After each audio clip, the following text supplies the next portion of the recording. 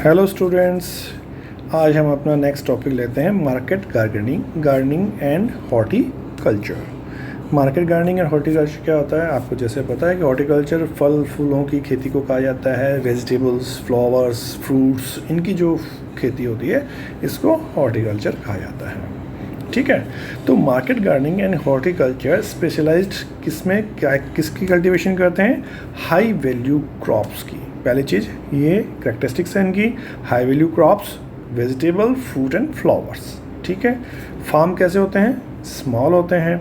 Market इनका urban area इनका main market होते हैं। तो ये कहाँ पे होंगे? Located where are the good transportation link with urban centres.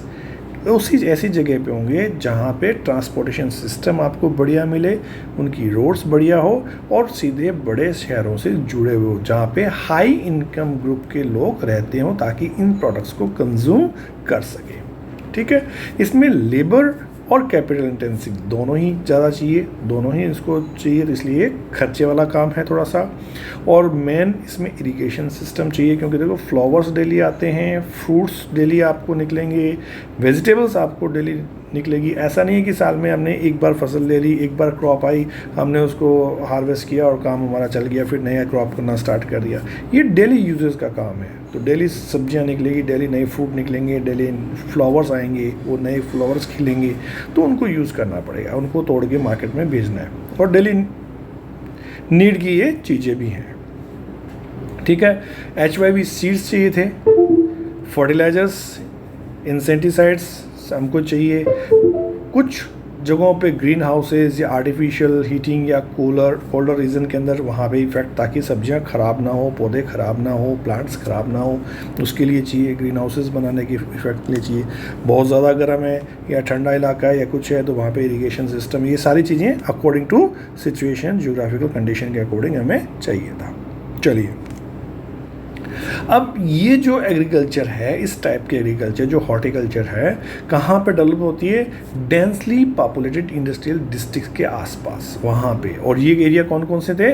North western Europe का एरिया था, north eastern United states of America का एरिया था, और मेडिटेरियन रीजन का एरिया, यानी कि north west Europe, USA, north eastern USA और Mediterranean reason के अंदर ये चीज़ें या ये कल्चर अपनाया जाता था, ये एग्रीकल्चर अपनाया जाता था। ठीक है, नीदरलैंड जो है वो स्पेशलाइज था किसके अंदर? फ्लावर ग्रो करने के अंदर, और horticulture crops like specially tulips के अंदर वो नीदरलैंड को ज़्यादा स्पेशलाइजेशन मिला हुआ था। ठीक है, और वहाँ से वो कहा जाता था पूरे यूरोप की सिटीज़ के अंदर मूव करता था।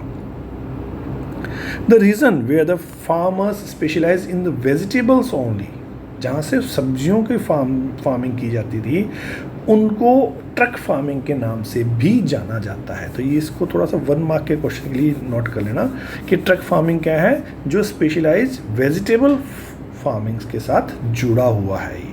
ठीक है, और ट्रक फार्मिंग कहते थे कि जो ट्रक है एक रात के अंदर, ओवरनाइट के अंदर कितना डिस्टेंस कवर कर सकता है, उसको हम कहते थे ट्रक फार्मिंग। क्योंकि वहाँ पे सब्जियाँ होती इतनी दूर पे ही, मेन बड़ी सिटी से इतनी दूर पे ही सब्जियाँ की जाती थी, ताकि रात भर में ट्रक में भरा, दिन में लोड किया, रात को ट्रक को लोड करके रवाना किया, सुबह वो सब्जी मंडी पहुंच जाए वहाँ पे शहर की, और सिटी की सब्जी मंडी में सब्जी उतार दे, वहाँ पे काम कर दे। तो इसको हम ट्रक फार्मिंग कहते थे। ठीक है, एक मार्केट गार्डनिंग के साथ साथ में एक मॉडर्न जो चीज़ दूसरी आई, वो क्या आई कि इंडस्ट्रियल रीजन के अंदर जो वेस्टर्न यूरोप और नॉर्थ अमेरिका में थे, फैक्ट्री फार्मिंग भी एक वर्ड यूज़ होना शुरू हुआ कि फैक्ट्री फार्मिंग कर रहे हैं भाई आजकल। अब ये फैक्ट्री फार्मिंग क्या थी? ट्रक फार्मिंग आपको पता लग गया कि वेजिटेबल से रिलेटेड थी, और ओवरनाइट ट्रक जितना डिस्टेंस दूर कवर कर सकता है उतनी दूर में ही वो उसको यूज़ करते थे, उसको ट्रक फार्मिंग।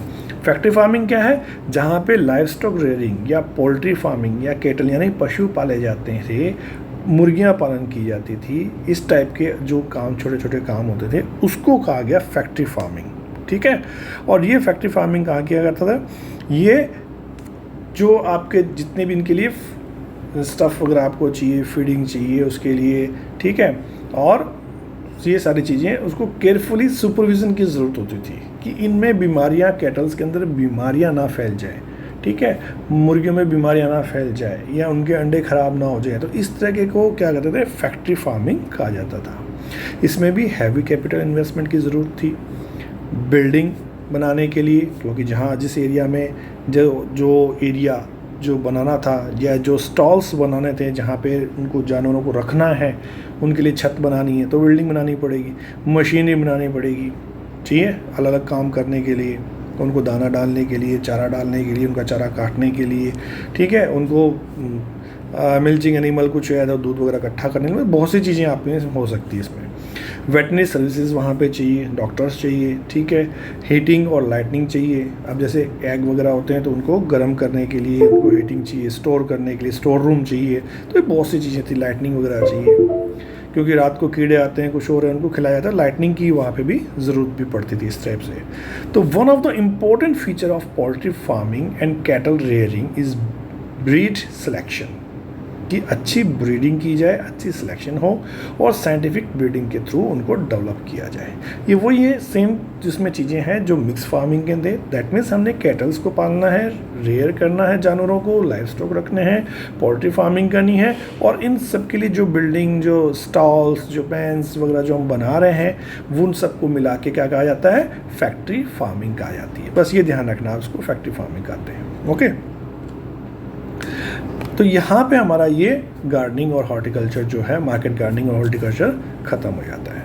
अब नेक्स्ट एक क्वेश्चन कई बार आता है कि कौन सी ऐसी फार्मिंग है या एग्रीकल्चर है जिसको ऑर्गेनाइजेशन के अकॉर्डिंग डिवाइड किया गया है, ठीक है।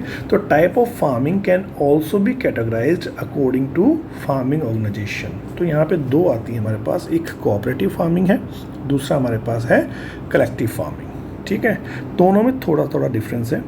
कोऑपरेटिव फार्मिंग किस लिए किया, ये फार्मर्स का ग्रुप है और वो अपने आप को पूल कर रहे हैं, साथ में लेके आ रहे हैं, किस लिए, पहली बात तो अपनी इच्छा से वॉलेंट्री वो अपने रिसोर्सेस लेके आ रहे हैं, और प्रॉफिट कमाने के लिए, अपनी मोर एफिशिएंसी बढ़ाने के लिए इसको लेके आते हैं, ठीक है।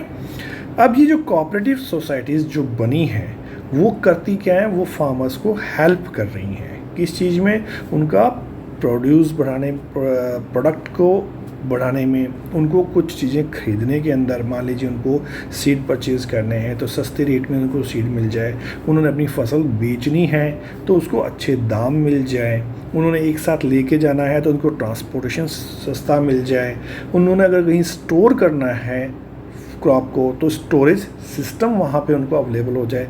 तो इस तरह से सेल के अंदर ज़्यादा प्रॉफिट हो, परचेज़ के अंदर कम रेट के अंदर मिले, हम बल्क में परचेज़ करें तो कम रेट हमें मिलेगा, सेल करें बल्क में सेल करेंगे तो ज़्यादा रेट मिलेगा, दूसरी जगह हम दूसरी अच्छी बड़े शहरों में जाके सेल कर सकते हैं तो वहाँ पे मिले, प्रोसेसिंग के अंदर कोई चीज़ हमें चाहिए तो वो मिल जाए, लेबर हमें एक साथ चाहिए तो चीप लेबर मिल जाए। तो इन सब चीज़ों के अंदर मतलब कुल मिला के प्रॉफिट होना चाहिए, चाहे वो परचेज़ के अंदर प्रॉफिट हो या सेल के अंदर प्रॉफिट हो या कैसे भी प्रॉफिट हो। तो प्रॉफिटेबल जो काम हो उसको मिला के अगर हम अलग अलग काम करेंगे तो हमें प्रॉफिट कम होगा, साथ में मिलकर काम करेंगे तो प्रॉफिट ज़्यादा हो जाएगा, ठीक है। तो उसके लिए वो क्या करते थे, अपने फार्म्स को भी शेयर करते थे, अपने रिसोर्सेज को शेयर कर सकते थे, अपने कुओं को, वेल्स को, इरिगेशन सिस्टम को, ट्रैक्टर को, ट्रॉलीज़ को, उनकी जितनी भी मशीनरीज हैं वो ला सकते थे शेयरिंग में। तो ये बहुत सी चीज़ें आप कर सकते थे पूल किसी भी तरीके से। That is collective farming, sorry cooperative farming, it's a cooperative farming, ठीक है। तो ये कोऑपरेटिव ऑर्गेनाइज करता था, कोऑपरेटिव सोसाइटीज़ ऑर्गेनाइज करती थी, और ये सक्सेसफुल हुआ कहाँ पे, वेस्टर्न यूरोपियन कंट्रीज़ में काफ़ी सक्सेसफुल हुआ कोऑपरेटिव सोसाइटीज़ ने। वहाँ पे Denmark, Netherlands, Belgium, Sweden, Italy, इन सब ने इसको यूज़ किया और काफ़ी सक्सेस हुआ। डेनमार्क में सबसे ज़्यादा सक्सेसफुल हुआ था ये कोऑपरेटिव सोसाइटीज़। अब दूसरी आ गई कलेक्टिव सोसाइटी। कलेक्टिव फार्मिंग, यहाँ पे क्या होता है कि कोई सोसाइटी नहीं बन रही, कलेक्टिव फार्मिंग है। फार्म्स जो थे वो किस पे बेस्ड थे, सोशल ऑनरशिप पे, यानी कि आप उसके मालिक नहीं हैं। कोऑपरेटिव के अंदर आप इंडिविजुअल उसके मालिक थे, अपनी इच्छा से आपने सोसाइटी के साथ मिलाया था। 2 साल मैंने सोसाइटी के साथ काम किया, तीसरे साल मेरी इच्छा नहीं हुई तो मैंने निकाल लिया, साल मैंने काम किया, मेरी इच्छा नहीं हुई तो मैंने हटा लिया, मैं नहीं जा रहा सोसाइटी से, नहीं फ़ायदा ले रहा, मैं अपना अलग परचेज़ कर लूँगा, ठीक है। लेकिन अब यहाँ पे क्या हुआ कि ये कलेक्टिव फार्मिंग है। कलेक्टिव फार्मिंग के अंदर लेबर कलेक्टिव थी, सोशल ओनरशिप थी, यानी कि गवर्नमेंट इसको एक्वायर कर लेती आपसे, आप आपकी इच्छा से नहीं, पूछ नहीं रही, आपकी वॉलंटरी आप नहीं दे रहे, गवर्नमेंट ने अपने आप ले लिया कि आपको कलेक्टिव फार्मिंग करनी पड़ेगी। ठीक है, इस मॉडल को नाम दिया था कोलखोज।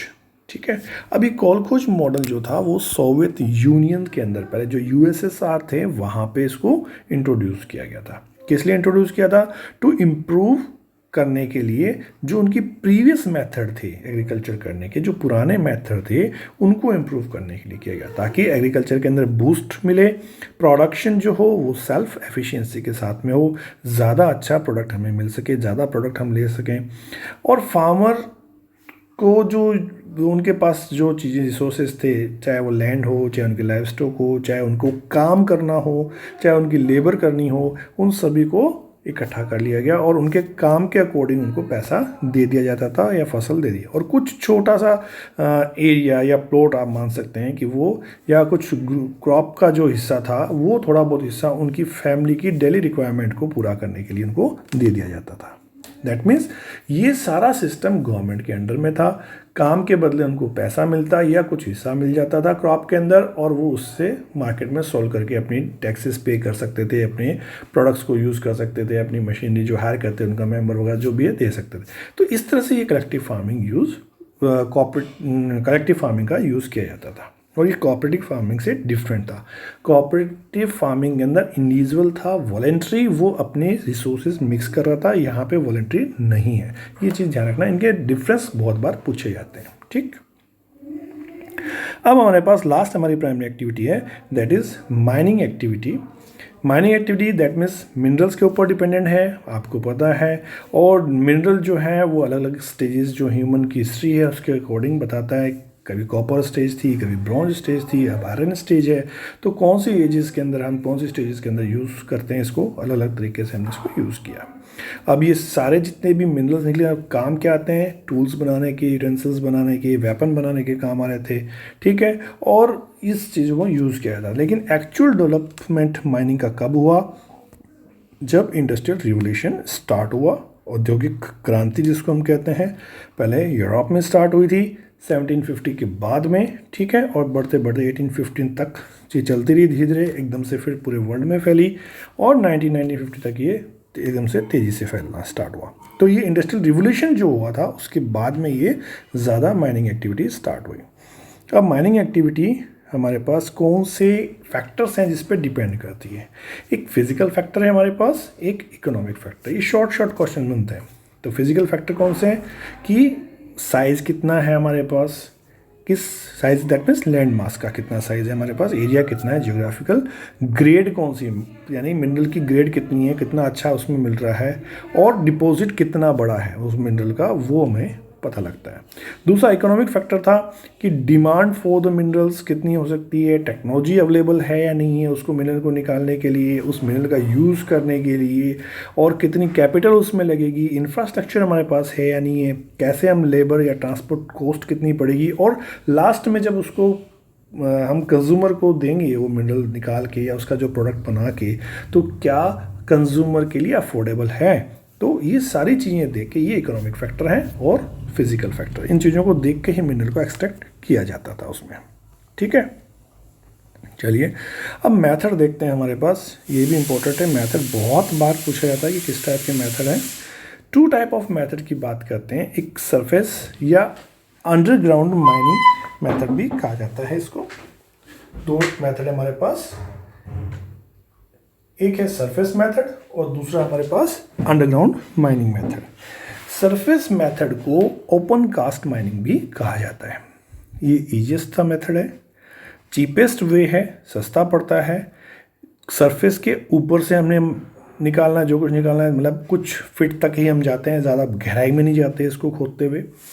ओवरहेड कॉस्ट जो होती है वो कम होती है इसमें, क्योंकि सेफ्टी प्रिकॉशंस हमको ज़्यादा नहीं लेने पड़ते। इक्विपमेंट हमारे जो होते हैं वो सस्ते हैं, मशीनरी जो है वो सस्ती है।